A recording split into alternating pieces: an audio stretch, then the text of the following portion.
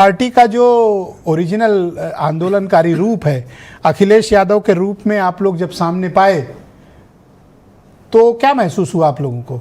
ये आंदोलन राहुल गांधी का था या फिर अखिलेश यादव का? नहीं, ये आंदोलन इंडिया गठबंधन का है और माननीय अखिलेश यादव जी ने जिस तरीके से बैरिकेटिंग तोड़ करके उस आंदोलन को एक नई दिशा, नई धार दी है। एक बात तो साफ हो गई है कि भारतीय जनता पार्टी की तानाशाही से, इनकी बेईमानी से, इनकी चोरी से समाजवादी तेवर के साथ ही लड़ा जा सकता है। ये भागेंगे, पक्का भागेंगे। कांग्रेस को कह रहे हो? नहीं, हम सबको कह रहे हैं, सबको कह रहे हैं। नहीं, कांग्रेस तो हमारे साथ है, हम कांग्रेस के साथ हैं। सवाल कौन किसके साथ है ये नहीं है ब्रजेश जी। सवाल ये है जो हम लोग 24 के चुनाव में समाजवादी पार्टी के आदरणीय राष्ट्रीय अध्यक्ष जी, इंडिया गठबंधन के नेता राहुल गांधी जी, जो सब लोग कह रहे थे कि संविधान खतरे में है।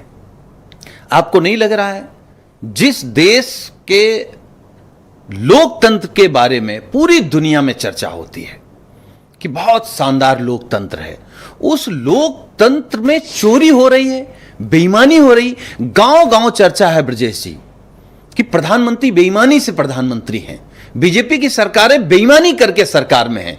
ये जनता से नहीं है, ये गरीब, किसान, मजदूर और पिछड़े दलित, इनके वोटों से नहीं है।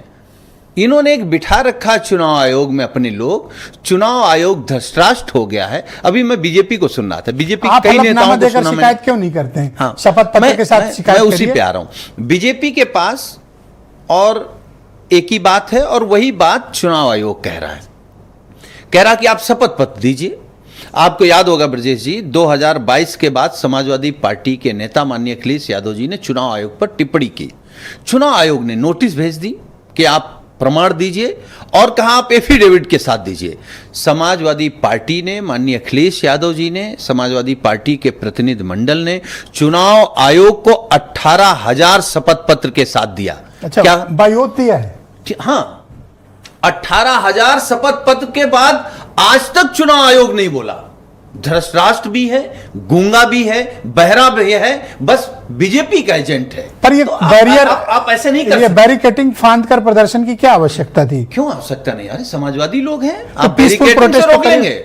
जहां लोकतंत्र खत्म हो रहा हो, परमिशन नहीं थी। आप बैरिकेटिंग छोड़िए, हम सीने पर चढ़ करके जाएंगे अगर लोकतंत्र खत्म हो रहा होगा तो। क्या बात करते हैं? कैसे सीने पे चढ़ के जाओगे? आप तो धमकी की भाषा पे उतर आए। धमकी नहीं, आप बताइए, किसी के सीने पे चढ़ के जाओगे? बताइए, इस देश में जिन क्रांतिकारियों ने फांसी पर चढ़ा है, सीने पर गोली खाई है, पूरा जीवन जेल में बिता दिया है, तब हमको आजादी मिली, तब लोकतंत्र मिला। तो अंग्रेजों की मुखबिरी करने वाले लोग अगर वो लोकतंत्र खत्म करेंगे तो बैरिकेटिंग तो बहुत छोटी चीज है। आपने कहा किसके सीने पे चढ़ के जाओगे? पुलिस के? चोरों के सीने में पुलिस रही थी वहां पे। पुलिस के सीने पे चढ़ोगे? चोरों के सीने में चढ़ेंगे। जरूरत पड़ेगी तो चोरों की तरफ से जो रोकेगा उसके सीने पर चढ़ करके लोकतंत्र बचाएंगे, लेकिन लोकतंत्र बचाएंगे। सर, ये भाषा थोड़ी हिंसा को बढ़ावा देने वाली है। कोई हिंसा नहीं। काहे की हिंसा? ये देश केवल अहिंसा से आजाद नहीं हुआ ना।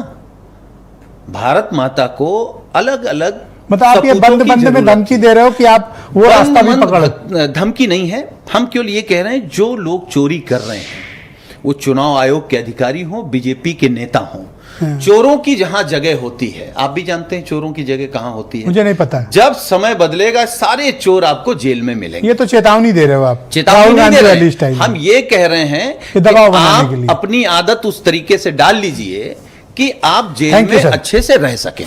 ऑलराइट, मैं शुभ्रांश राय को आमंत्रित करता हूं इस परिचर्चा में। कांग्रेस कमेटी